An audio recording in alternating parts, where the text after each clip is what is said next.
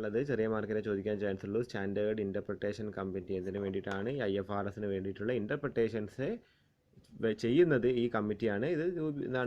ഇത് ആരുടെ അണ്ടറിൽ വരുന്നതാണെന്ന് വെച്ചാൽ IASBൻ്റെ അണ്ടറിൽ വരുന്നതാണ്. ജസ്റ്റ് ഒന്ന് നോക്കിയാൽ മതി, ചെറിയ മാർക്കിനെ ചോദിക്കുള്ളൂ. അടുത്തത് process of setting IFRS set ചെയ്യുന്നതിൻ്റെ പ്രോസസ്സ്. അപ്പോൾ അതിൻ്റെ മെയിൻ പോയിന്റുകൾ നോക്കിയാൽ മതി. സെറ്റിംഗ് ദി അജണ്ട, ഒരു അജണ്ട വെക്കുക, അതായത് എന്താണ് ഉദ്ദേശിക്കുന്ന കാര്യം എന്നുള്ളത് നേരത്തെ നമ്മൾ മുൻകൂട്ടി തീരുമാനിക്കുക. പിന്നെന്താണ്, ഒരു പ്രോജക്റ്റായിട്ട് അത് പ്ലാൻ ചെയ്തിട്ട്, പിന്നെന്താണ് developing and publishing the discussion paper. ഈ പ്രോജക്റ്റ് എങ്ങനെയൊക്കെയാണ് സ്റ്റാൻഡേർഡ് സെറ്റ് ചെയ്യേണ്ടതുള്ളത് അത് നമ്മളൊന്ന് പബ്ലിഷ് ചെയ്യുക. Developing and publishing the exposure draft, ആദ്യത്തെ ഒരു ഡ്രാഫ്റ്റ് വെക്കുക. Developing and publishing the standard, പിന്നെ നമ്മൾ ഉണ്ടാക്കിയ ആ ഡ്രാഫ്റ്റൊക്കെ അംഗീകരിച്ച് കഴിഞ്ഞാൽ ഉണ്ടാക്കിയ സ്റ്റാൻഡേർഡ് പബ്ലിഷ് ചെയ്യുക. പിന്നെന്താണ് procedures after A standard is issued, അതിന് ശേഷമുള്ള പ്രൊസീജിയേഴ്സ് ഇത് എങ്ങനെയാണ് നമ്മളെന്താണ് ഇത് എല്ലാവരിലും എത്തിക്കുക, അതായത് നോട്ടിഫൈ ചെയ്യുക. IFRSൻ്റെ കോൺസെപ്ച്വൽ ഫ്രെയിം വർക്ക് അല്ലേ, എന്തൊരു കോൺസെപ്റ്റ് വേണം നമുക്കറിയാം. അപ്പോൾ നമുക്ക് എന്താണ് നമ്മളൊരു കോൺസെപ്ച്വൽ വൈസായി നമ്മളിപ്പോൾ എന്താണ് അക്കൗണ്ടിങ്ങിൽ പറയും ബിസിനസ് എൻറ്റിറ്റി കോൺസെപ്റ്റ് എന്ന് പറയും. അങ്ങനത്തെ ഒരു കോൺസെപ്ച്വൽ ഫ്രെയിം വർക്ക് ഉണ്ട് അക്കൗണ്ടിങ്ങിൽ. എന്താണ് ബിസിനസ്സിനെ നമ്മൾ അതിൻ്റെ ഉടമസ്ഥനിൽ നിന്ന് വേറിട്ട് കാണുക, അതൊരു കോൺസെപ്റ്റാണ് അല്ലേ, അതൊരു ആശയമാണ്. അങ്ങനെ IFRSന് പല കോൺസെപ്ച്വൽ ഫ്രെയിം വർക്ക്സ് ഉണ്ട്. അപ്പോൾ അതാണെന്ത് meaning of conceptual framework എന്താണ്, framework is the foundation of accounting standards അല്ലേ. അതിനൊരു ഫ്രെയിം വർക്ക് വേണം. ആ ഒരു കോൺസെപ്ച്വൽ ഫ്രെയിം വർക്ക് അതിൻ്റെ അടിസ്ഥാനത്തിൽ നിന്നുകൊണ്ടാണ് നമ്മൾ ചെയ്യുന്നത്. ഇപ്പോൾ നമ്മൾ ഔട്ട്സ്റ്റാൻഡിങ് റെൻറ്റ് അതൊരു കോൺസെപ്റ്റാണ്. അതായത് ഈ വർഷം നമ്മൾ കൊടുക്കേണ്ട റെൻറ്റ് ഈ വർഷം തന്നെ അക്കൗണ്ടിങ്ങിൽ കാണിക്കണം, അത് ഔട്ട്സ്റ്റാൻഡിങ് ആയിട്ട് കാണിക്കണം എന്ന് പറഞ്ഞത് ഇറ്റ് ഇസ് എ റിയാലിറ്റി അല്ല. റിയാലിറ്റിയിൽ നമ്മൾ അടുത്ത വർഷത്തേക്ക് അത് കൊടുക്കുന്നത്, ആ ചിലവ് നമ്മൾ ഈ വർഷം തന്നെ കാണിക്കുക എന്നുള്ളതാണ്. അപ്പോൾ ഇത്തരത്തിലുള്ള കോൺസെപ്ച്വൽ ഫ്രെയിം വർക്ക് ഉണ്ടെങ്കിലേ എന്ത് ചെയ്യാൻ പറ്റുള്ളൂ, നമുക്ക് അക്കൗണ്ടിങ് സ്റ്റാൻഡേർഡുകൾ പ്രിപ്പയർ ചെയ്യാൻ പറ്റുള്ളൂ. അതിൻ്റെ ആ ഫൗണ്ടേഷനായി കിടക്കുന്നത് എന്താണ്, ദീസ് കോൺസെപ്റ്റ്സ് അല്ലേ, ഈ ഒരു ആശയങ്ങളാണ് അതിൻ്റെ ഫൗണ്ടേഷനായി കിടക്കുന്നത്. അപ്പോൾ അതാണ് ഇവിടെ പറയുന്നത്. അപ്പോൾ നിങ്ങൾ ഇന്ന് ഈ ഒരു പോയിന്റ്സ് ഒക്കെ ജസ്റ്റ് ഒന്ന് നോക്കിയാൽ മതി. അതിൻ്റെ എലമെൻറ്റ്സ് നമുക്ക് അടുത്ത പേജിലായിട്ട് നോക്കാം. ഈ കോൺസെപ്ച്വൽ ഫ്രെയിം വർക്ക്സിൻ്റെ ഹൈലൈറ്റ്സ് നമുക്കൊന്ന് നോക്കാം. ഈ ഹൈലൈറ്റ്സിൽ പെടുന്നത് ഇതിൻ്റെ ഒബ്ജക്റ്റീവ്സ്. എന്താ അതിൻ്റെ ഒബ്ജക്റ്റീവ്? മെയിൻലി എന്താണ്, ഇൻഫർമേഷൻ പ്രൊവൈഡ് ചെയ്യലാണല്ലോ അക്കൗണ്ടിങ്ങിൻ്റെ മെയിൻ ഒബ്ജക്റ്റീവ്. അതിൻ്റെ യൂസേഴ്സ് ആരൊക്കെയാണ് വരുന്നത്, അതിൻ്റെ അണ്ടർലൈങ് അസംഷൻ എന്താണ്, അക്രൂവൽ ബേസിസ് ആവാം, ആൻഡ് ഗോയിങ് കൺസേൺ ഒക്കെ എന്താണ് അസംഷൻസ് ആണ്. അക്രൂവൽ എന്ന് പറയുമ്പോൾ നേരത്തെ പറഞ്ഞ ഔട്ട്സ്റ്റാൻഡിങ് റെൻറ്റിൻ്റെ കേസാണ് അക്രൂവൽ എന്ന് പറഞ്ഞത്. ആൻഡ് എക്സ്പെൻസ് ഓർ ഇൻകം അത് എപ്പോഴാണോ ജനറേറ്റ് ചെയ്യുന്നത് അപ്പോഴാണോ അത് നമ്മൾ അക്കൗണ്ടിങ്ങിലേക്ക് നമ്മൾ എഴുതി വെക്കേണ്ടതെന്നാണ് പറഞ്ഞത്. അല്ലെങ്കിൽ അത് റിയലായിട്ട് നമ്മൾ കാശ് കിട്ടുമ്പോഴോ കാശ് കൊടുക്കുമ്പോഴോ അല്ല. അതാണ് അക്രൂവൽ ബേസിസ് എന്ന് പറയുന്നത്. ഗോയിങ് കൺസേൺ മീൻസ് എന്താണ്, ഒരു ബിസിനസ് ഒരുപാട് കാലത്തേക്ക് പോകും എന്നുള്ളൊരു ധാരണ വെച്ചുകൊണ്ടാണ് അക്കൗണ്ടൻറ്റ് തയ്യാറാക്കുന്നത്. അതുകൊണ്ടാണ് നമ്മൾ ബാലൻസ് ബ്രോട്ട് ഡൗൺ എന്നൊക്കെ പറഞ്ഞിട്ട് നമ്മൾ ഓരോ ജേണൽ എൻട്രി അതായത് ലെഡ്ജറിന് താഴെയിട്ട് എഴുതുന്നത്. അതൊക്കെ ഒരു ഗോയിങ് കൺസേണാണ്. ബാലൻസ് ക്യാരി ഡൗൺ, അതായത് അടുത്ത വർഷത്തേക്ക് ആ ബാലൻസ് നമ്മൾ എടുക്കുന്നു എന്നുള്ളത്. പിന്നെ ക്വാളിറ്റേറ്റീവ് ക്യാരക്ടറിസ്റ്റിക്സ്, എലമെൻറ്റ്സ് മെറ്റീരിയലിറ്റി, പിന്നെ എന്താണ് എലമെൻറ്റ് ഓഫ് ഫിനാൻഷ്യൽ സ്റ്റേറ്റ്മെൻറ്റ്സ്, പിന്നെ എന്താണ് കോൺസെപ്റ്റ് ഓഫ് ക്യാപിറ്റൽ മെയിൻ്റനൻസ്. ഇനി അടുത്തതാണ് ഫിനാൻഷ്യൽ എലമെൻറ്റ്സ് എന്തൊക്കെയാണെന്ന് നോക്കാം. The financial elements simply mean elements in financial statement. അപ്പോൾ ഓരോ ഘടകങ്ങൾ നമ്മളിപ്പോൾ പറഞ്ഞ capital, share capital, equity share capital, debtors, പിന്നെ എന്താണ് കറൻറ്റ് അസറ്റ്സ്, കറൻറ്റ് ലയബിലിറ്റീസ്, ഇതൊക്കെയാണ് മെയിൻലി എലമെൻറ്റ്സ്. അപ്പോൾ ഇതൊക്കെ പറ്റിയിട്ടുള്ളൊരു വിവരണം മാത്രമേ വരുന്നുണ്ട്. ക്ലാസിഫിക്കേഷൻ ഓഫ്, അപ്പോൾ നമ്മൾ എന്താണ് ഓരോ ഫിനാൻഷ്യൽ എലമെൻറ്റ്സിന് ഇപ്പോൾ കമ്പനീൻ്റെ ബേസിസിലാണെങ്കിൽ, അപ്പോൾ ഈ IFRSൻ്റെ ബേസിസിൽ അല്ലെങ്കിൽ അക്കൗണ്ടിങ് സ്റ്റാൻഡേർഡ്സിൻ്റെ ബേസിസിലാണ് കമ്പനീസ് എന്ത് ചെയ്യുന്നത്, കമ്പനീസ് ഫിനാൻഷ്യൽ സ്റ്റേറ്റ്മെൻറ്റ്സ് തയ്യാറാക്കുന്നത്. അപ്പോൾ അതിന് ചില എലമെൻറ്റ്സ് ക്ലാസിഫൈ ചെയ്യും. ലോങ് ടേം അസറ്റുകളൊക്കെ ക്ലാസിഫൈ ചെയ്തിട്ട് ഒരു ഹെഡിന് താഴെ, ഷോർട്ട് ടേം അസറ്റൊക്കെ ക്ലാസിഫൈ ചെയ്തിട്ട് ഒരു ഹെഡിന് താഴെ, ഇക്വിറ്റീസൊക്കെ ക്ലാസിഫൈ ചെയ്തിട്ട് ഒരു ഹെഡിന് താഴെ, ഇങ്ങനെയാണ് വരുന്നത്. അപ്പോൾ മാത്രമേ നമുക്ക് പെട്ടെന്ന് അതിലേക്ക് നമുക്ക് നോക്കാൻ പറ്റുള്ളൂ. ഇപ്പോൾ ഒരു ഷോർട്ട് ടേം അസറ്റ് എഴുതി, ഒരു ലോങ് ടേം അസറ്റ് എഴുതി, പിന്നെ ഒരു ഷോർട്ട് ടേം അസറ്റ് എഴുതി, അങ്ങനെ കളിച്ച് കഴിഞ്ഞാൽ നമുക്ക് പെട്ടെന്ന് അത് നമ്മൾ പോയിൻ്റ് ഔട്ട് ചെയ്യാനൊക്കെ നമുക്ക് ബുദ്ധിമുട്ടുകൾ വരും. അപ്പോൾ അസറ്റ് അല്ലേ, ഡെഫിനിഷൻസ് ഓഫ്, അപ്പോൾ അസറ്റ് എന്താണ്, resources controlled by an entity as a result of past events and from, നമുക്ക് നിയന്ത്രിക്കാൻ പറ്റുന്ന സാധനങ്ങളാണ് അസറ്റ് അല്ലേ. നമ്മളൊരു കാറ് വാങ്ങി നമ്മളത് നിയന്ത്രിക്കുമ്പോൾ എന്തായി, അസറ്റായി. നമ്മളൊരു കാറ് അത് വാടകയ്ക്ക് എടുത്താൽ എന്താണ്, അത് നമ്മുടെ ലയബിലിറ്റിയാണ്. Liabilities are present obligations of entity, നമ്മുടെ ബാധ്യതകൾ. ഇക്വിറ്റി എന്താണ്, equity is the residual interest in the assets of an entity after deducting all its liability. എല്ലാ അസറ്റും ലയബിലിറ്റിയും തമ്മിലുള്ള വ്യത്യാസത്തിൽ അസറ്റിനാണ് മുൻതൂക്കമെങ്കിൽ നമ്മൾ അസറ്റുകൾ കൊടുത്തു, ലയബിലിറ്റി കൊടുത്തു തീർത്തു, ബാക്കി വരുന്ന തുകേൻ്റെ പേരാണ് അക്ഷരാർത്ഥത്തിൽ ഇക്വിറ്റി എന്ന് പറയുന്നത്. അതാണല്ലോ ശരിക്കും പറയുകയാണെങ്കിൽ ഓണേഴ്സ് കൊണ്ടുപോകുന്ന തുക. ഇൻകം എന്താണ്? Is the increase in economic, അല്ലേ? നമ്മുടെ എക്കണോമിക് ബെനിഫിറ്റ് വർദ്ധിക്കുമ്പോഴാണ് അതിനെ ഇൻകം എന്ന് പറയുന്നത്. നമ്മുടെ കയ്യിലേക്ക് എക്കണോമിക് ആയിട്ട് ബെനിഫിറ്റുകൾ വരിക, അത് കാശായിട്ടോ പൊരുളായിട്ടോ വരികയാണെങ്കിൽ നമ്മൾ അതിനെ ഇൻകം എന്ന് പറയും. എക്സ്പെൻസ് എന്നാണ് നമ്മുടെ കയ്യിൽ നിന്നുള്ള എക്കണോമിക് ബെനിഫിറ്റ് പോകുമ്പോഴാണ്. ഇവിടെ ഒരു സംഗതി പറഞ്ഞത് റെക്കഗ്നിഷൻ എന്ന് പറഞ്ഞത്. അപ്പോൾ നമ്മളൊരു സംഗതി ട്രാൻസാക്ഷൻ കണ്ടിട്ട് ഇത് ഏത് എലമെൻറ്റിലേക്കാണ് ഈ ഒരു ട്രാൻസാക്ഷനിൽ വരുന്ന സാധനങ്ങൾ പോകേണ്ടതെന്നുള്ളത് കണ്ടുപിടിക്കുന്നതിൻ്റെ പേരാണ് എന്ത്? റെക്കഗ്നിഷൻ. നമ്മൾ പറയുകയാണ്, നമ്മളിപ്പോൾ എന്താണ്, someone purchased an asset, for example someone purchased a vehicle. അപ്പോൾ നമ്മൾ ജേണൽ എൻട്രി ആയിട്ട് എഴുതുന്നത്, നമ്മൾ അക്കൗണ്ടിങ്ങിൽ എന്ത് ചെയ്തും? ക്യാഷ് വെഹിക്കിൾ അക്കൗണ്ട് അറ്റ ടു ക്യാഷ് അക്കൗണ്ട്. അപ്പോൾ അവിടെ ഒരു ട്രാൻസാക്ഷൻ നടന്നു. നമ്മളെന്താണ് ഡബിൾ എൻട്രി ആയതുകൊണ്ട് നമ്മൾ 2 അക്കൗണ്ടുകൾ തയ്യാറാക്കി. വെഹിക്കിൾ അക്കൗണ്ട് ഡെബിറ്റിലേക്ക് എഴുതി, വെഹിക്കിളാണ് വന്നത്. ക്യാഷ് അക്കൗണ്ട് നമ്മൾ ക്രെഡിറ്റിലേക്ക് എഴുതി, ക്യാഷാണ് പോയത്. അപ്പോൾ നമ്മൾ ഇനിയിപ്പോൾ ഈ വെഹിക്കിൾ എങ്ങോട്ടേക്ക് എടുത്ത് എഴുതും? അതെന്താ നമ്മൾ റെക്കഗ്നൈസ് എങ്ങനെ ചെയ്തിരിക്കുന്നത്? വെഹിക്കിൾ എന്താ സാധനം? Vehicle is A long term asset. ഈ പോയ ക്യാഷ് എന്താ സാധനം? It is A short term asset. അപ്പോൾ ഇതിനെയാണ് എന്ത് പറയുന്നത്? ഈ റെക്കഗ്നിഷൻ എന്ന് പറയുന്നത്.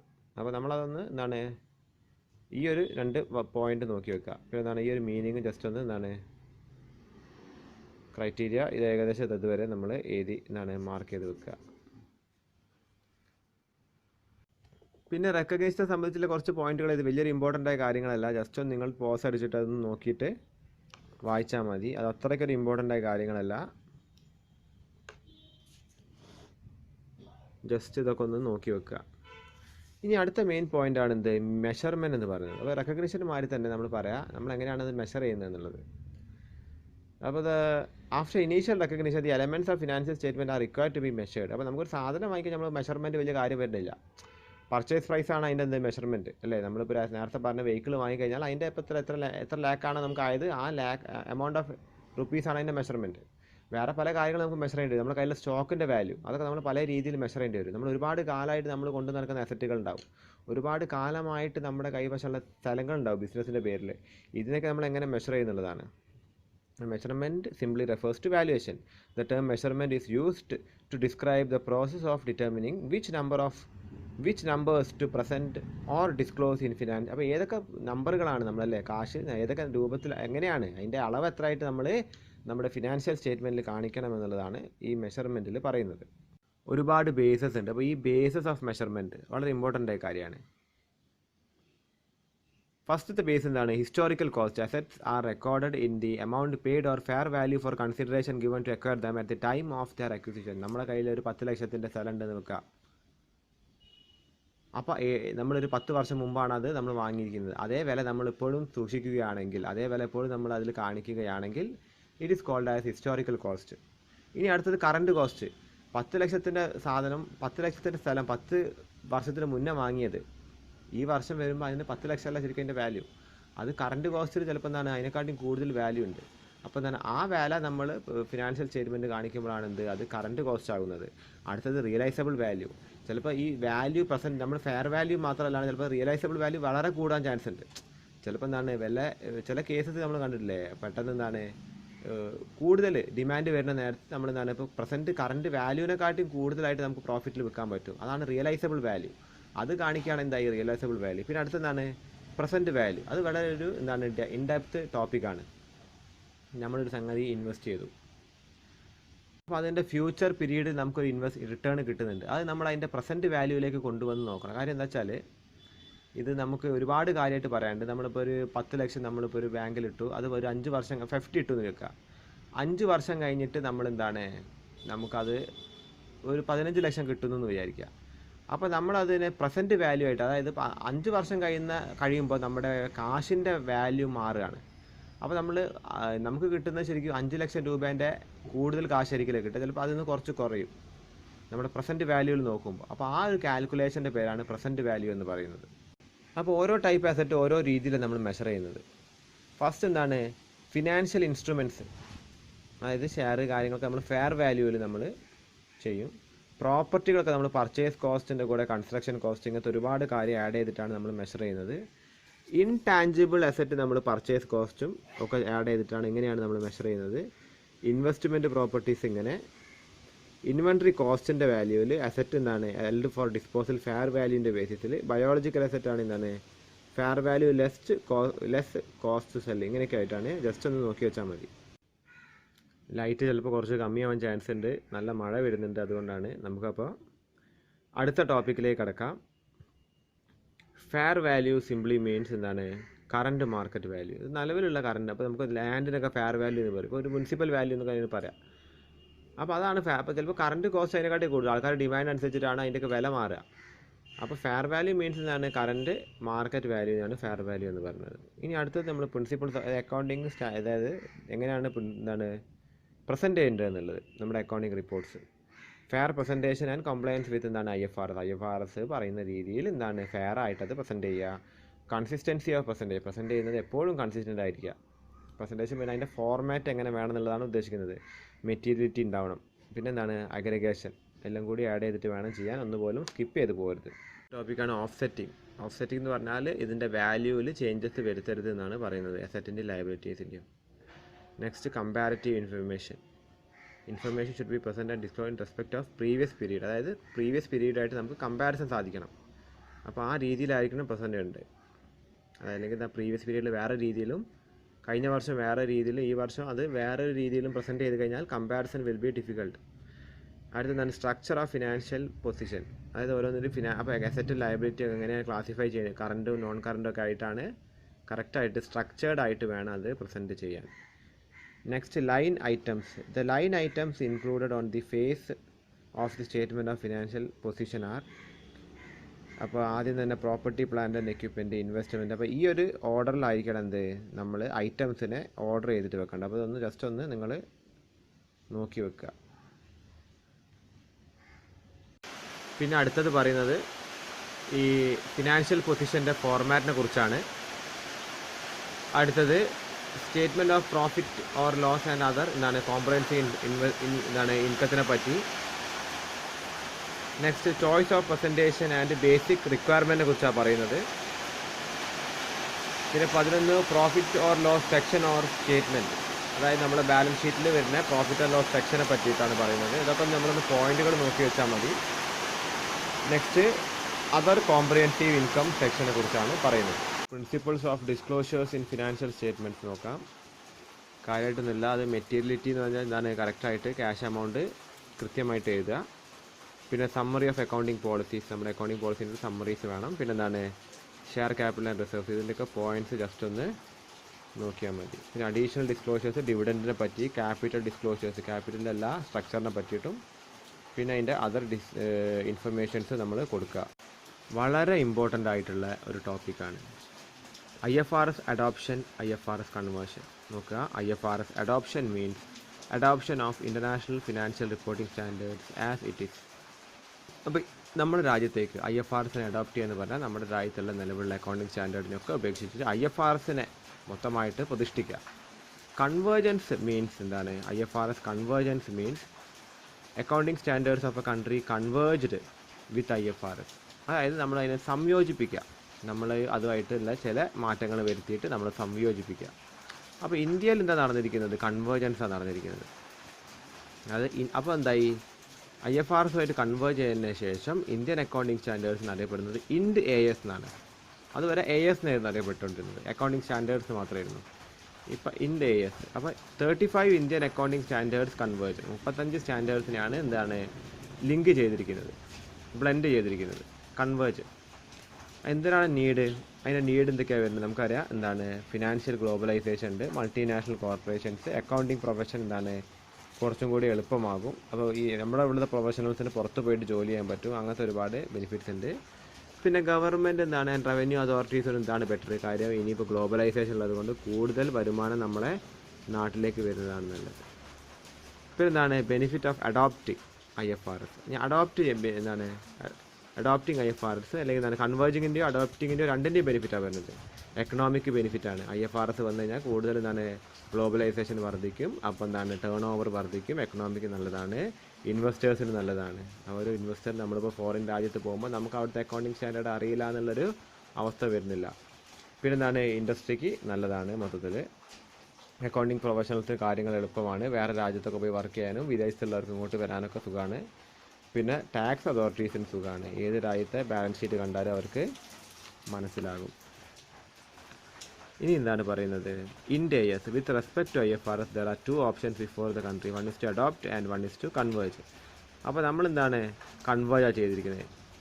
അപ്പോൾ അതിന് ശേഷമാണ് ഇന്ത്യയിൽ എന്ത് വന്നിരിക്കുന്നത്, ഇൻഡ് AS വന്നിരിക്കുന്നത്. 35 സ്റ്റാൻഡേർഡ് മാറ്റി 2011 ഫെബ്രുവരി 35 എന്ത് ഏകദേശം അതിൻ്റെ നോട്ടിഫിക്കേഷനൊക്കെ വന്നിരിക്കുന്നത്. ജസ്റ്റ് ഒന്ന് നോക്കിയാൽ മതി.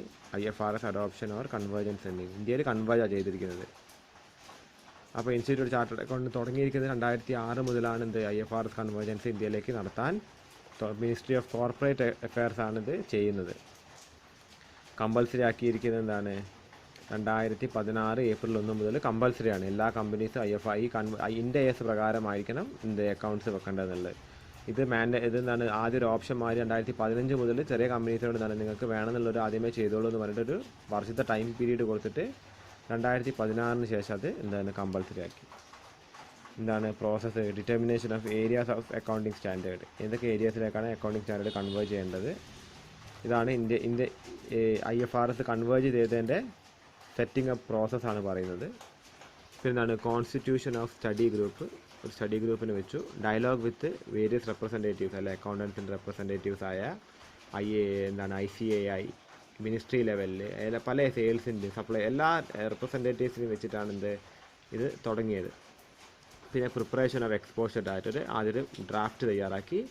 പിന്നെ അതിൻ്റെ എന്താണ് സർക്കുലേഷൻ നടത്തി. പിന്നെ എന്താണ് consideration of views and drafting the standard. Modification of proposed അത് മോഡിഫൈ ചെയ്തു. പിന്നെ എന്താണ് അത് ഇഷ്യൂ ചെയ്തു. ഇത്രയും കാര്യങ്ങളൊന്ന് നന്നായിട്ട് പഠിക്കുക. ഇത് പിന്നെ വലിയൊരു ഇമ്പോർട്ടൻ്റ് ആയ കാര്യമല്ല. അപ്പോൾ നമ്മൾ ഇവിടെ പറയാൻ പോകുന്നത് ഫിനാൻഷ്യൽ അക്കൗണ്ടിങ് സ്റ്റാൻഡേർഡ്സ് ബോർഡാണ്. അപ്പോൾ ഇത് ഏതിൻ്റെ സബ് ടോപ്പിക്കാണെന്ന് ചോദിച്ചാൽ നമ്മൾ ശ്രദ്ധിക്കേണ്ടത് ഇങ്ങനൊരു പോയിന്റ് നമ്മൾ കുറച്ച് മുന്നേ കണ്ടതാണ്. അതായത് ഈ ചാപ്റ്റർ തന്നെ തുടക്കത്തിൽ നമ്മൾ കണ്ടാണ് institutions engaged in accounting harmonisation at global level. അതിൻ്റെ ഭാഗമായിരുന്നു IASB ആൻഡ് FA. ഇതാണ് നമ്മളിപ്പോൾ എടുക്കാൻ പോകുന്നത്. ഇതാണ് ഫിനാൻഷ്യൽ അക്കൗണ്ടിങ് സ്റ്റാൻഡേർഡ്സ് ബോർഡ്. അതെന്നാ സ്റ്റാർട്ട് ചെയ്തിരിക്കുന്നത് 1973 എസ്റ്റാബ്ലിഷ് ചെയ്തിരിക്കുന്നത് 72 it started functioning on 1973. It is the independent private sector non profit organisation based on Novak. These name should be noted. Novak എന്ന് പറഞ്ഞ കണക്റ്റിക്കറ്റിലാണ് ഇത് ബേസ് ചെയ്തിരിക്കുന്നത്. It establishes financial accounting and reporting standards for public and private companies. It is recognized by Securities Exchange Commission of USA as the designated accounting standards setter for public companies. And this company and this organization or this board, they designated accounting standards setter for public companies mainly in USA. So IASB is the main organization which has set up even IFRS. But this organization called as FASB is one of the pioneers of setting up standards. That is an important organization, not as important as IASB. FASB have 7 full-time members. About members, 7 members are they are full-time members. They are full-time employees of the organization. They individually have diverse background. അപ്പോൾ ഓരോരുത്തർക്കും വ്യത്യസ്തമായ ബാക്ക്ഗ്രൗണ്ടിൽ നിന്നാണ് ആൾക്കാർ എടുക്കുന്നത്. അല്ല ഒരേ ഡിപ്പാർട്ട്മെൻറ്റിൽ നിന്നോ ഒരേ മേഖലയിൽ നിന്നുള്ള ആൾക്കാരെയല്ല, ഡിഫറെൻറ്റ് ഡൈവേഴ്സ് മേഖലകളിൽ നിന്നാണ് ആൾക്കാർ അവർ തിരഞ്ഞെടുക്കുന്നത്. Each member has A concern for investors. അത് മെയിൻലി ഈ സ്റ്റോക്ക് എക്സ്ചേഞ്ചൊക്കെ ആയിട്ട് ബന്ധപ്പെട്ടുള്ള കാര്യങ്ങൾ വരുന്ന കമ്പനീസിനാണ് ഇവരധികം ഈ സ്റ്റാൻഡേർഡ്സൊക്കെ വെച്ചുകൊണ്ടിരുന്നത്. അപ്പോൾ അത് ഇൻവെസ്റ്റേഴ്സിൻ്റെയൊക്കെ ബന്ധപ്പെട്ട കാര്യങ്ങളാണ് വരുന്നത്. ഇവരുടെ ഫങ്ഷൻസൊക്കെ നോക്കുക. To establish improve generally accepted accounting principle within USA in public interest. USA base ആണ്. അതുകൊണ്ട് ഈ ജനറലി ആക്സെപ്റ്റഡ് അക്കൗണ്ടിങ് പ്രിൻസിപ്പിൾസ് USAയിൽ വെക്കുക എന്നുള്ളതാണ്.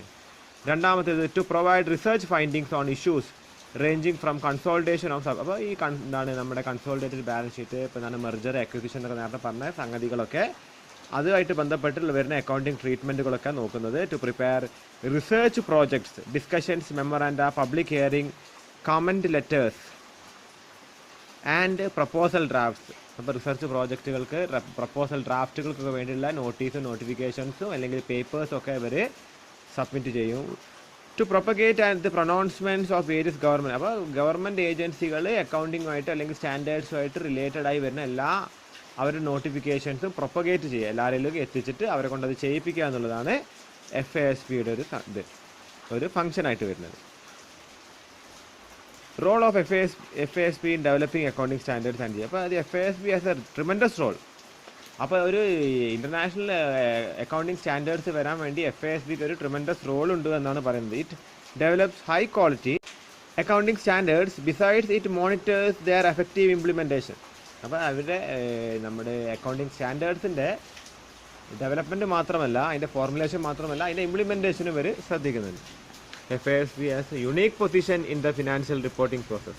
Its main goal is to provide leadership for public companies in establishing and improving accounting methods used to prepare financial statements. Financial സ്റ്റേറ്റ്മെൻറ്റുകൾ തയ്യാറ് public കമ്പനീസിന് സഹായിക്കുന്ന അക്കൗണ്ടിങ് സ്റ്റാൻഡേർഡ്സ് ഉണ്ടാക്കാനാണ് എന്ത് FASB സഹായിക്കുന്നത്.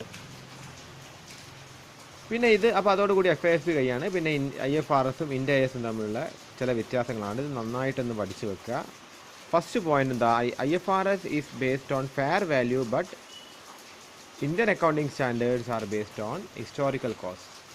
IFRS എപ്പോഴും ഫെയർ വാല്യൂ ബേസ്ഡ്. അപ്പോൾ ഞാൻ നേരത്തെ പറഞ്ഞു, നമ്മുടെ സ്ഥലമൊക്കെ നമ്മൾ കൈവശം ഉണ്ടെങ്കിൽ IFRSൻ്റെ കേസാണെങ്കിൽ നമ്മളിപ്പോൾ നിലവിലുള്ള ഫെയർ വാല്യൂവിൻ്റെ കേസിലായിരിക്കും നമ്മളെ അക്കൗണ്ടിങ്ങിൽ എഴുതേണ്ടി വരിക. ഇന്ത്യൻ അക്കൗണ്ടിങ് സ്റ്റാൻഡേർഡ്സിൽ നമ്മൾ കൺവേർജൻസിനൊക്കെ മുമ്പുള്ള ഇന്ത്യൻ അക്കൗണ്ടിങ് സ്റ്റാൻഡേർഡ്സിൽ നമ്മൾ ഹിസ്റ്റോറിക്കൽ കോസ്റ്റ് എന്നാണ് നമ്മൾ വാങ്ങിയത്, ആ സമയത്തുള്ള വില വെച്ചിട്ടായിരുന്നു നമ്മൾ ആ ഒരു അസറ്റിൻ്റെ വാല്യൂ നമ്മൾ കണക്കാക്കി നമ്മുടെ ബുക്സിൽ നമ്മൾ എൻ്റർ ചെയ്ത് വെക്കുക. അടുത്തത് financial statements under IFRS and Indian accounting standard differs in form. അതിൻ്റെ ഫോമും സബ്സ്റ്റൻസ് ആക്ച്വലി അതിൻ്റെ എന്താണ് ആ ഫോർമാറ്റിൽ മാറ്റങ്ങളുണ്ട് IFRSൽ നിന്നും ഇന്ത്യൻ അക്കൗണ്ടിങ് സ്റ്റാൻഡേർഡ്സിൽ നിന്നും. Under IFRS, past errors are incorporated in the accounts of the years it pertains to and if audited and adopted by shareholders, but these treated as adjustments. Past എറേഴ്സിനെ വീണ്ടും incorporate ചെയ്യും IFRSൽ. പക്ഷേ Indian accounting സ്റ്റാൻഡേർഡ്സിൽ അതിന് പിന്നെ നമ്മൾ adjustments ആക്കി നമ്മൾ ആ എറേഴ്സിനെ കളയുക ചെയ്യുക. എറേഴ്സ് ഉണ്ടാവില്ല, പക്ഷേ അത് അഡ്ജസ്റ്റ്മെൻറ്റ് എന്നുള്ള രീതിയിലാണ് നമ്മൾ ചെയ്യുക. നമ്മൾ വീണ്ടും അത് എൻ്റർ ചെയ്യുന്നില്ല. Next, depreciation on revalued asset need to be routed through income statements under IFRS. അപ്പോൾ IFRSൽ നമ്മൾ ഡിപ്രിസിയേഷൻ, റീവാല്യൂഡ് അസറ്റിൻ്റെ ഡിപ്രിസിയേഷൻ നമ്മൾ ഇൻകം സ്റ്റേറ്റ്മെൻറ്റിലൂടെ വീണ്ടും എഴുതും. പക്ഷേ ഇന്ത്യൻ അക്കൗണ്ടിങ് സ്റ്റാൻഡേർഡ്സിൽ അത്തരം ഒരു ട്രീറ്റ്മെൻറ്റ് നമ്മൾ ചെയ്യാറില്ല. Certain Indian accounting standards offer accounting policy choices, they are not available under. അപ്പോൾ ഇന്ത്യൻ അക്കൗണ്ടിങ് സ്റ്റാൻഡേർഡ്സ് പ്രൊവൈഡ് ചെയ്യുന്ന ചില അക്കൗണ്ടിങ് പോളിസി ചോയ്സസ് അത് IFRSലും വരുന്നില്ല. Indian accounting standards define assets by classes which can be depreciated at given rates, whereas IFRS promotes the concept of components of fixed assets based on the usefulness. അപ്പോൾ Indian accounting സ്റ്റാൻഡേർഡിൽ നമ്മളിപ്പോൾ ഒരു machinery വാങ്ങി, ഒരു machinery വളരെ complex ആയൊരു മെഷീനറിയാണ് നമുക്ക് കണക്കാക്കാം, അതിൽ പല കോമ്പോണൻസ് ഉണ്ടെന്ന് കണക്കാക്കാം. പക്ഷേ നമ്മൾ ഡിപ്രിസിയേഷൻ ചാർജ് ചെയ്യുന്ന നേരത്ത് നമ്മൾ ആ മൊത്തമായ മെഷീനറിക്കാണ് നമ്മൾ ഡിപ്രിസിയേഷൻ ചാർജ് ചെയ്യുക. 10% ആണെങ്കിൽ ആ മെഷീനറീൻ്റെ ആ ഒരു മൊത്തമായിട്ടുള്ള വാല്യൂവിൽ നമ്മൾ എന്ത് ചെയ്യും, ആ 10% നമ്മൾ കുറയ്ക്കും. ഇനി IFRSൻ്റെ കേസ് പറയാൻ, ആ ഡിപ്രിസിയേഷൻ, ആ ഒരു മെഷീനറീൻ്റെ കേസ് ഞാൻ പറഞ്ഞു, ആ മെഷീനറിക്ക് ഒരുപാട് കോമ്പോണൻസ് ഉണ്ട്. അതിൽ വർക്കിംഗ് കോമ്പോണൻസിന് മാത്രമേ നമ്മൾ ആ ഡിപ്രിസിയേഷൻ ചാർജ് ചെയ്യുള്ളൂ. അൺവർക്കിംഗ് അല്ലെങ്കിൽ നമുക്ക് എന്താണ് പ്രോഫിറ്റ് കിട്ടാത്ത ചില ഭാഗങ്ങൾ ഉണ്ടെങ്കിൽ, അത് ചിലത് കേടായി കിടക്കുകയാണെങ്കിൽ, അങ്ങനത്തെ എന്തെങ്കിലും പ്രശ്നങ്ങൾ ഉണ്ടെങ്കിൽ എന്താണ് അത് നമ്മൾ എന്താണ് കണക്കാക്കില്ല IFRSൽ.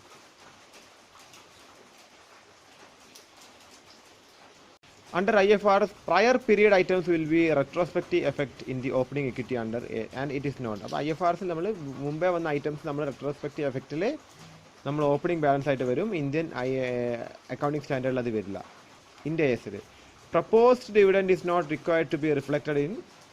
അപ്പോൾ പ്രപ്പോസ്ഡ് ഡിവിഡൻഡ് എന്ന് പറഞ്ഞൊരു ഐറ്റം നമ്മൾ ഇന്ത്യൻ അക്കൗണ്ടിങ് സ്റ്റാൻഡേർഡ്സിൽ നമ്മൾ ചിലപ്പോൾ അക്കൗണ്ടൻസി ഇതിന് മുമ്പേ പഠിച്ച കുട്ടികളൊക്കെ കണ്ടിട്ടുണ്ടാവും. പ്രപ്പോസ്ഡ് ഡിവിഡൻഡ് എന്ന് പറഞ്ഞ് ബാലൻസ് ഷീറ്റിലേക്കാണ്. ഇത് ഇങ്ങനത്തെ ഒരു ട്രീറ്റ്മെൻറ്റ് IFRSൽ നിങ്ങൾ കാണില്ല. അടുത്തതായിട്ട് IFRSൽ provision made for dismantling asset or for site closure can be capitalised ഉണ്ട്. അപ്പോൾ നമ്മൾ എന്താണ് ഒരു അസറ്റ് ഒഴിവാക്കാൻ വേണ്ടി നമ്മൾ ഉണ്ടാക്കുന്ന പ്രൊവിഷൻ നമുക്ക് ക്യാപിറ്റലൈസ് ചെയ്യാൻ പറ്റും. പ്രൊവിഷൻ മീൻസ് എന്താണ്, നമ്മൾ ആദ്യമേ സമാഹരിച്ച് വെക്കുക. ഇപ്പോൾ നമുക്കറിയാം, ഇപ്പോൾ നമ്മൾ എന്താണ് ഈ ഒരു വീഡിയോ എടുത്തുകൊണ്ടിരിക്കുന്ന നേരത്ത് നമ്മുടെ ഒരു കൊറോണ എന്ന് പറഞ്ഞൊരു എന്താണ് സൂക്കേട് വന്നിട്ട് ഒരുപാട് പേര് നമ്മളെല്ലാവരും എന്താണ് വീട്ടിലിരിക്കുന്ന അവസ്ഥ ഉണ്ട്.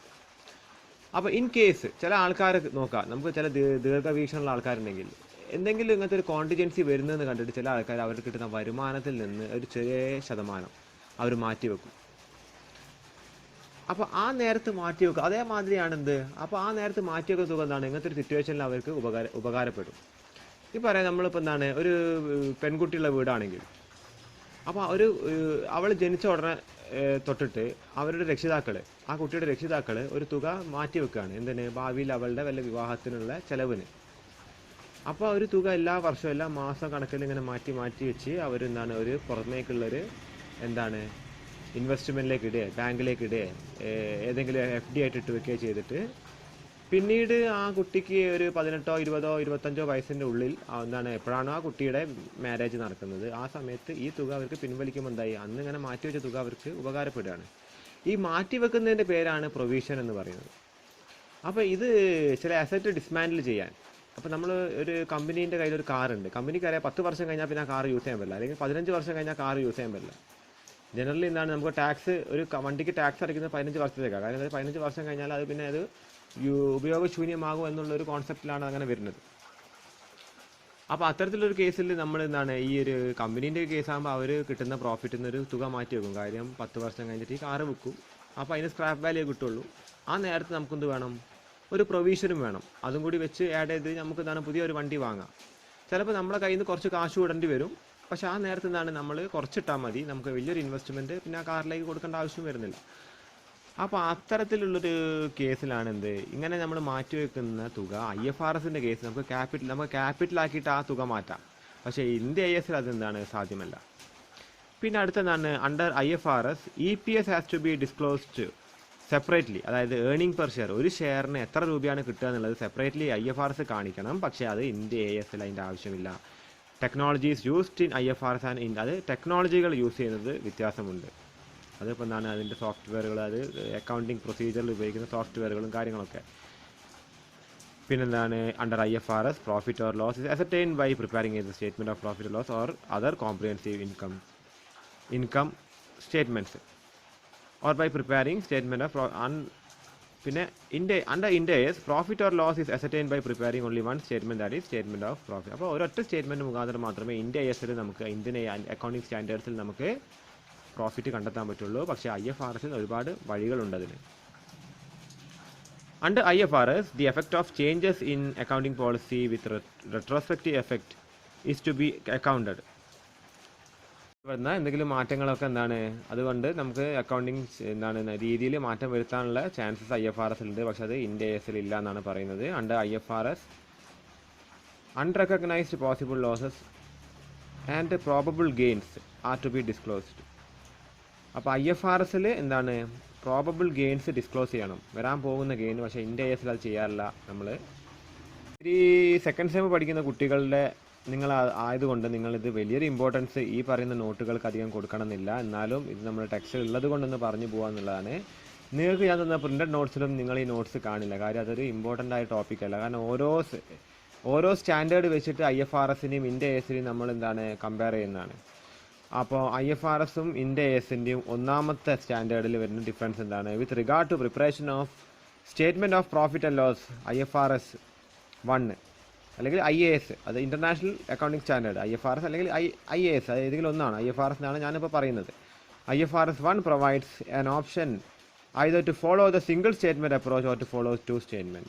അപ്പോൾ എന്താണ്, 2 സ്റ്റേറ്റ്മെൻറ്റ് വെച്ച് പ്രോഫിറ്റ് കണ്ടെത്താൻ IFRS പറയാം, അല്ലെങ്കിൽ എന്താണ് ഒരു സ്റ്റേറ്റ്മെൻറ്റ് വെച്ചാലും മതി. പക്ഷേ ഇന്ത്യ IASൻ്റെ പ്രകാരം എന്താണ് ഒരൊറ്റ സ്റ്റേറ്റ്മെൻറ്റ് വെച്ച് മാത്രമേ പ്രോഫിറ്റ് കാണാൻ പറ്റുകയുള്ളൂ.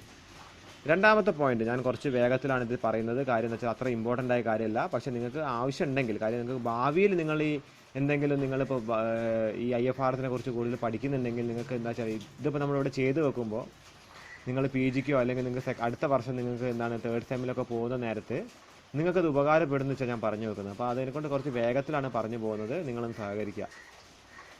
പിന്നെ രണ്ടാമത്തെ പോയിന്റ് ഇതാണ്, another difference lies in the terminology used. For example, in India is when the term balance sheet is used, IFRS-ലാണെങ്കിൽ സ്റ്റേറ്റ്മെൻറ്റ് ഓഫ് ഫിനാൻഷ്യൽ പൊസിഷൻ മാത്രമേ യൂസ് ചെയ്യാൻ പാടുള്ളൂ. അതാണ് വണ്ണിൽ പറഞ്ഞ മെയിൻ ഡിഫറൻസ്. IND-AS ആണെങ്കിൽ നമുക്ക് ബാലൻസ് ഷീറ്റിന് യൂസ് ചെയ്യാം. പക്ഷേ IFRS ആണെങ്കിൽ the word balance sheet cannot be used, only statement of financial position has to be used.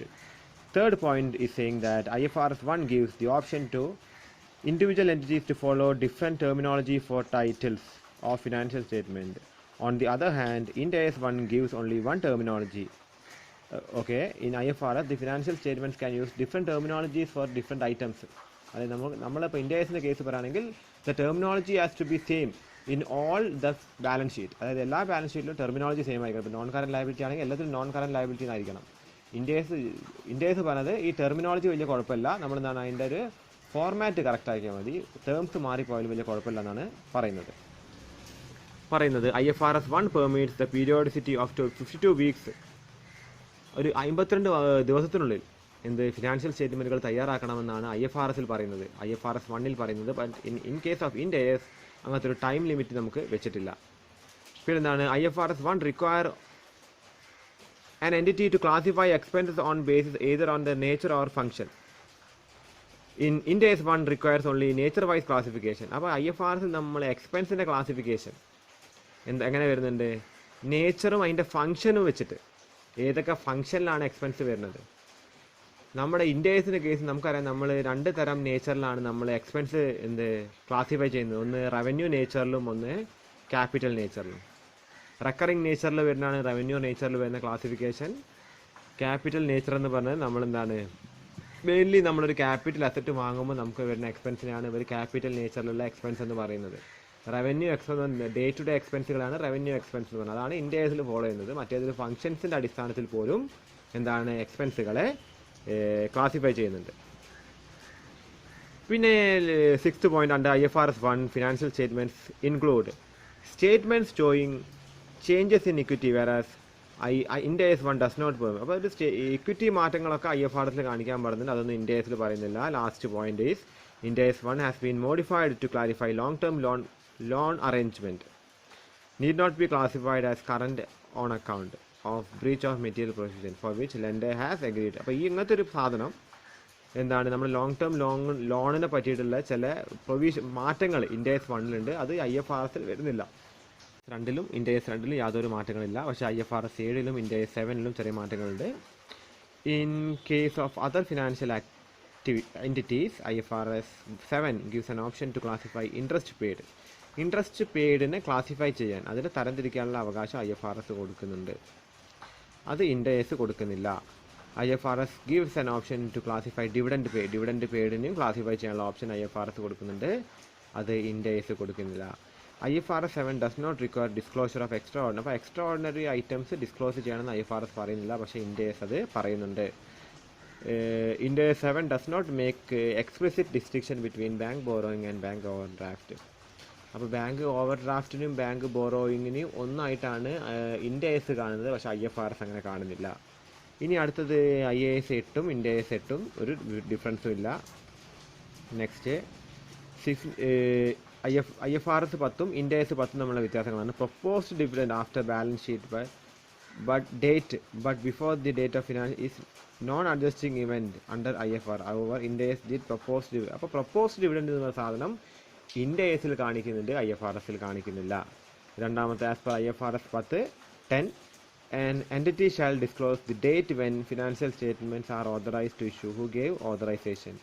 If the entity's owner or other have power to amend financial statements, the end. അപ്പോൾ ഇങ്ങനത്തെ ഒരു option IFRS-ൽ കൊടുക്കുന്നുണ്ട്, where the issue or give authorisation. അങ്ങനത്തെ ഒരു ഓതറൈസേഷൻ്റെ ഒരു സംഭവം എന്തിനെ സംബന്ധിച്ചിട്ട് കൊടുക്കുന്നുണ്ട്. ബാലൻസ് ഷീറ്റ് ഇഷ്യൂ ചെയ്യുന്നതിനെ പറ്റിയിട്ടാണ് പറഞ്ഞത്, അത് കൊടുക്കുന്നുണ്ട്, അത് IND-ASൽ കൊടുക്കുന്നില്ല. ഇനി 11-ൽ നോക്കാം. 11-ൽ സിഗ്നിഫിക്കൻറ്റ് ഡിഫറൻസുകളൊന്നും വരുന്നില്ല IND-ASും IFRS-ഉം. ഇനി അടുത്തത് IFRS 12-ഉം IND-AS 12-ഉം തമ്മിലുള്ള വ്യത്യാസങ്ങളാണ്. IFRS 12 based on balance sheet liability method, whereas it's based on income statement liability method. IFRS balance sheet liability method ആണെങ്കിൽ IND-AS income statement liability method ആണ്. IND-AS 12-ൽ deferred tax asset to be recognized to the extent of reasonable virtual or reality, whereas IFRS deferred tax is recognized to the that is possible to the enterprise. അപ്പോൾ ഈ deferred tax അസറ്റുകൾ, അത് കൈകാര്യം ചെയ്യുന്ന രീതി രണ്ടാണെന്നാണ് പറയുന്നത്.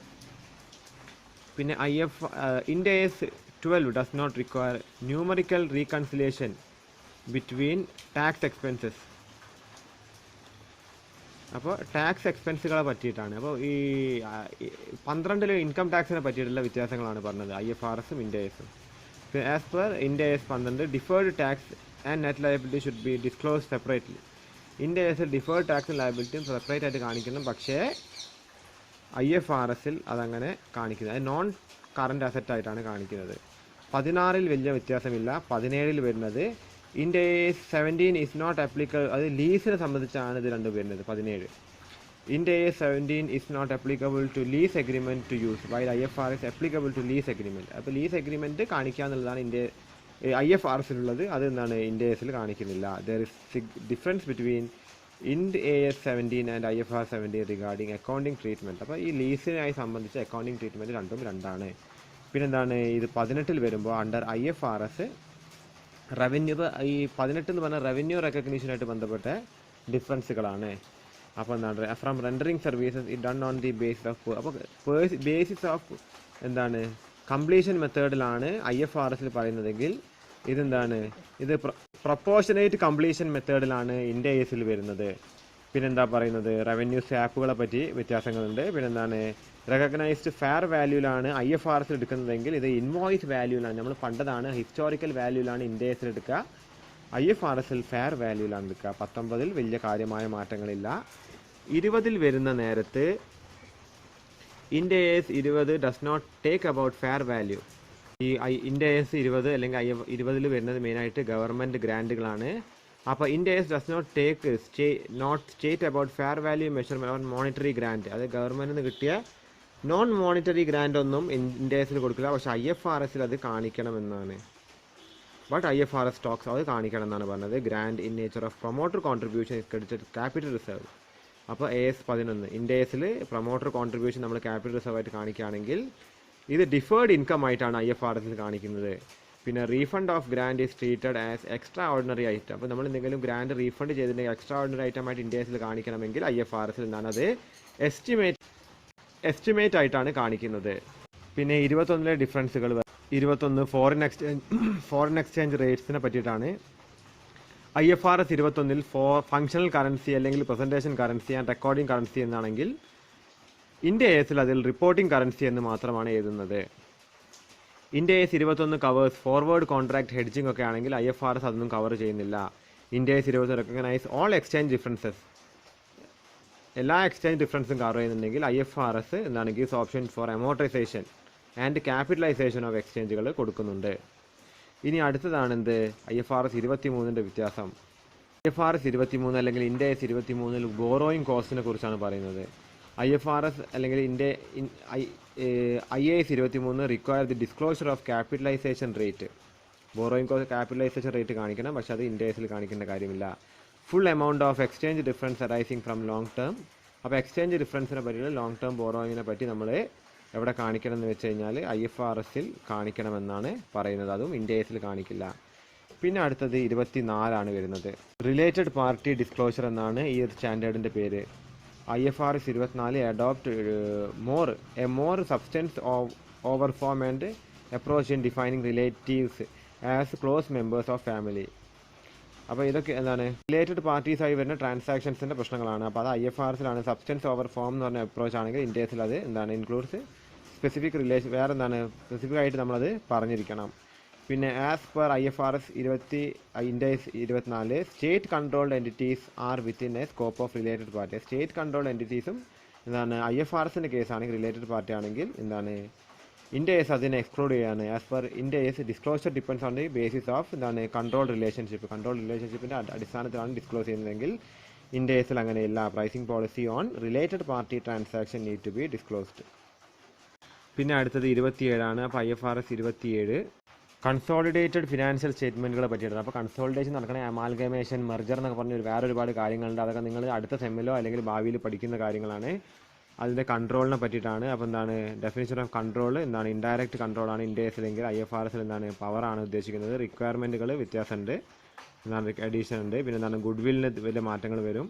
Good will or capital reserve എന്നാണ് determine ചെയ്യും ഇൻഡേഴ്സിൽ. പക്ഷേ എന്താണ് അത് ബേസ്, അപ്പോൾ ആക്ച്വൽ അസറ്റിൻ്റെ ബേസിസിലാണ് ഇവിടെ ഗുഡ് വിൽ ചെയ്യുന്നതെങ്കിൽ ഇവിടെ എന്താണ് അമോർട്ടൈസേഷൻ ഓഫ് ഗുഡ് വിൽ എന്താണ് ഹിസ്റ്റോറിക്കൽ കോസ്റ്റിൻ്റെ ബേസിസാണ് വെക്കുന്നത്. പിന്നെന്താണ് 27 differential period between dates of parent and അപ്പോൾ സബ്സിഡറി കമ്പനി പാരൻറ്റ് കമ്പനിയിലേക്ക് എന്താണ് ഈ ചിലതിൽ 6 മാസം കൂടാൻ പാടില്ല, ഇൻഡേഴ്സിൽ എന്താണ് ഇത് 3 മാസത്തിൽ കൂടാൻ പാടില്ല, ഡിഫറൻഷ്യൽ പീരീഡ് എന്ന് പറയുന്നതൊക്കെ. പിന്നെന്താണ് ഇൻവെസ്റ്റ്മെൻറ്റ് സബ്സിഡറി എന്നാണ് also provide guidance for accounting for investment. അപ്പോൾ എന്താണ് ഇത് IFRS 27 provide guidance for accounting for investment in subsidy. അപ്പോൾ സബ്സിഡറി കമ്പനിക്ക് ഗൈഡൻസ് കൊടുക്കാൻ IFRS 27 പറയുന്നുണ്ട്. പിന്നെന്താണ് അതൊന്ന് ഇൻഡേഴ്സിൽ കാര്യമായിട്ട് parent separate financial statement investment in should be account for account with the Ind AS 13. Accounting for investment എന്ന് പറഞ്ഞാൽ ഇൻഡേഴ്സ് 13 അനുസരിച്ചിട്ടായിരിക്കണം ഇൻഡേഴ്സിൽ പറയുന്നത്. പിന്നെ ഇതൊക്കെ നിങ്ങൾക്ക് ഇപ്പോൾ ഞാൻ പെട്ടെന്ന് പറഞ്ഞു പോകുമ്പോൾ ബുദ്ധിമുട്ടുണ്ടാകും, പക്ഷേ നിങ്ങളത് പഠിക്കേണ്ട നേരത്ത് നിങ്ങൾക്ക് ചിലപ്പോൾ ഈ പോയിന്റുകളെ കൊണ്ട് ഉപകാരം ഉണ്ടാവും എന്ന് വെച്ചിട്ടാണ് പറയുന്നത്. ഈ പോയിന്റുകൾ നിങ്ങൾ സ്കിപ്പ് ചെയ്താലും വലിയ കുഴപ്പമില്ല. Exception of consolidation. അപ്പോൾ കൺസോൾട്ടേഷൻ്റെ എക്സെപ്ഷൻ എന്താണ്? എക്സ്ക്ലൂഡഡ് ഫ്രം കൺസോൾട്ടേഷൻ ഇൻഡേഴ്സ് 27 പറയുന്നത്. IFRS അങ്ങനെ ചെയ്യുന്നില്ല. പിന്നെന്താണ് അടുത്തത്? Significant difference between IFRS 28 and Ind AS 28. അസോസിയേറ്റ്സിലെ ഇൻവെസ്റ്റ്മെൻറ്റുകളെ പറ്റിയിട്ടാണ് ഈ 28 എന്ന് പറഞ്ഞ സ്റ്റാൻഡേർഡിൽ വരുന്നത്. Ind AS 28 required that goodwill or capital reserve within investment amounts are required to be separately identified. അപ്പോൾ ഗുഡ് വിൽ ക്യാപിറ്റൽ റിസർവ് പോലുള്ള ഐറ്റംസ് സെപ്പറേറ്റ്ലി ഐഡൻറ്റിഫൈ ചെയ്യാൻ ഇൻഡേഴ്സ് പറയുമ്പോൾ IFRS അത് പറയുന്നില്ല. ആസ് പെർ ഇൻഡേഴ്സ് 28 ഇക്വിറ്റി മെത്തേഡാണ് ആപ്ലിക്കബിൾ ആയിട്ടുള്ളത്. IFRS എന്താണ് investment to be measured using at cost ആണ്. ഇതിൽ വേറെ method only in case if equity prepares. ഒരു പ്രത്യേക സാഹചര്യത്തിൽ മാത്രമേ ഇക്വിറ്റി മെത്തേഡ് ഇൻഡേഴ്സിൽ ഉപയോഗിക്കുന്നതെങ്കിൽ IFRSൽ എന്താണ് ഇക്വിറ്റി മെത്തേഡ് എപ്പോഴും ഉപയോഗിക്കുന്നു. IFRS 28 specifically requires that impairment losses should be recognise. അപ്പോൾ ഇമ്പയർമെൻറ്റ് ലോസസ് റെക്കഗ്നൈസ് ചെയ്യണമെന്ന് IFRS പറയുമ്പോൾ ഇൻഡേഴ്സ് അത് പറയുന്നില്ല. പിന്നെ 31 ഇത് വരുന്നത്. IFRS ഒരു ബെഞ്ച് മാർക്ക് ട്രീറ്റ്മെൻ്റ് ആണ് ഇവിടെ കൊടുക്കുന്നതെങ്കിൽ ഇവർ വേറെ രീതിയിൽ എന്താണ് line by line consolidation or jointly control entity ventures consolidated financial സ്റ്റേറ്റ്മെൻറ്റുകളാണ് ഇൻഡേഴ്സിൽ ഉപയോഗിക്കുന്നത്. ഇതിന് 32 മാറ്റങ്ങളൊന്നുമില്ല, രണ്ടും സെയിം ആണ്. 33 എന്താണ് IFRS 33 provide entity presents consolidated financial സ്റ്റേറ്റ്മെൻറ്റുകൾ തയ്യാറാക്കാനുള്ള വ്യത്യാസങ്ങളാണ്. അപ്പോൾ ഇതൊന്നും കാര്യമായിട്ടുള്ളതല്ല, നിങ്ങൾ ജസ്റ്റ് ഇതൊന്ന് നോട്ട് ചെയ്ത് വെക്കുക.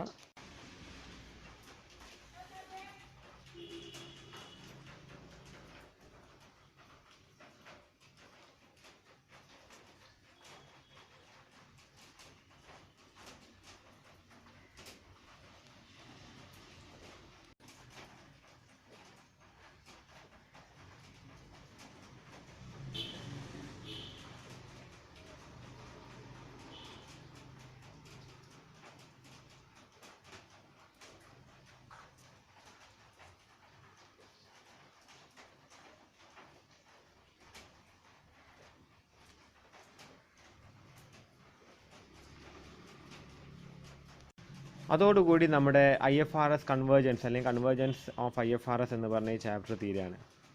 തിയറി ചാപ്റ്ററാണ്, ഒരുപാട് പോയിന്റുകൾ വരുന്നുണ്ട് അതിൽ. തിയറിയിൽ നിന്ന് നമുക്ക് ചോദിക്കാവുന്നതിൽ ഇതിൽ നിന്ന് നമുക്കൊരു 20%, അപ്പോൾ ഒരു 100% ക്വസ്റ്റ്യൻസ് നമുക്ക് തരുമ്പോൾ ക്വസ്റ്റ്യൻസിൻ്റെ 20% എങ്കിലും തിയറി ആയിട്ട് ഇതിൽ നിന്ന് ചോദിക്കാൻ ചാൻസ് ഉണ്ട്. അപ്പോൾ നമ്മൾ ഇതിൽ നിന്ന് വേറെ പറയുന്നു വരികയാണെങ്കിൽ പ്രോബ്ലംസ് ഒന്നും വരാൻ ചാൻസ് ഇല്ല. ഫുൾ തിയറി ചാപ്റ്ററാണ് വരുന്നത്. പക്ഷേ നിങ്ങൾ പഠിക്കേണ്ട നേരത്തെ എന്താണ് അക്കൗണ്ടിങ് സ്റ്റാൻഡേർഡ് എന്നുള്ളത് നിങ്ങൾ നന്നായിട്ട്, ഞാൻ ആദ്യമേ പറഞ്ഞ ആ ഒരു ടോപ്പിക്ക് നന്നായിട്ട് ബേസ് വെച്ചിട്ട് നിങ്ങൾ പഠിച്ചു കഴിഞ്ഞാൽ കുറച്ചും കൂടി എളുപ്പമാകും. മെയിൻ പോയിന്റുകളാണ് പഠിക്കേണ്ടത്, ബാക്കി നമ്മൾ എന്താണെന്ന് വെച്ച് അപ്പോൾ നന്നായിട്ടൊന്ന് നോക്കുക.